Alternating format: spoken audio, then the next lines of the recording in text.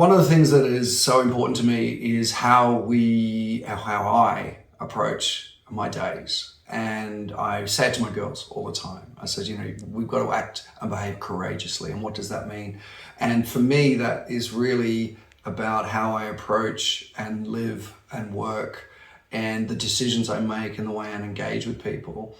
And undertaking a group coaching or private coaching or professional development requires courage. Over the last 30 years, I've been fortunate to have had a career that has seen me travel and work all over the world. I've been involved with the Olympic Games and major sporting events, which has been such a fortunate look at how fortunate I've been to be able to work in that arena and work with high performance athletes, the best in the world.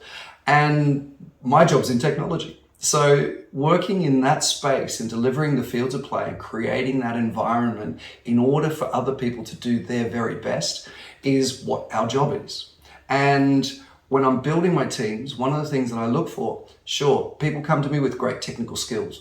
And I would say most people have the ability when they're applying for a job to be able to do it. But what's probably more important and what I've found is key is the soft skills. It's the interpersonal skills. It's the ability to have the emotional intelligence to understand themselves. That's what makes the difference. So one of the things that is important is that when I sit down with my teams or I sit down with my people, we're always saying, we're looking at what is behind the decisions. What is behind what is going to make them perform? And what is it that will enable them to perform? And quite often it's not going and studying, not necessarily going and getting more technical skills. It's about how do we deal with stakeholder management? How do we deal with ourselves in those environments which are tough? One of the things that I really enjoyed and one of the things I really got out of working with Denise Michelle was reconnecting with one of my lifelong goals. And I realized how easy it was to shelf it and how I'd put it on the back burner and prioritize so many aspects of what I thought was important to provide for my family, for my life, and so on.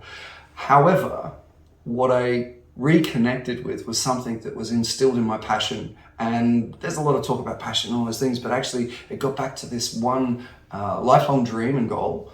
And I realized not to share the goal, but to share the experience of how important that is to demonstrate to my children and to demonstrate to my family and my closest ones how important it is to follow these dreams, to follow these goals, and to reconnect with that burning desire to do what is something quite amazing for ourselves. We all know that dealing with people is what is really challenging. I know for me personally, that's what's one of the probably most challenging parts of my job.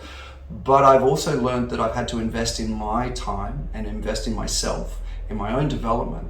And I feel that one of the things that I've really got out of working with Denise and Michelle is that highlighting how those skills can be used and how I can prefer to be a better version of myself. You've got to lean in and I had to lean in and look at myself. And I think anyone who wishes to, aspires to, like I still do, look at how can I be better at what I do, how can I just be a better person, requires an element of courage.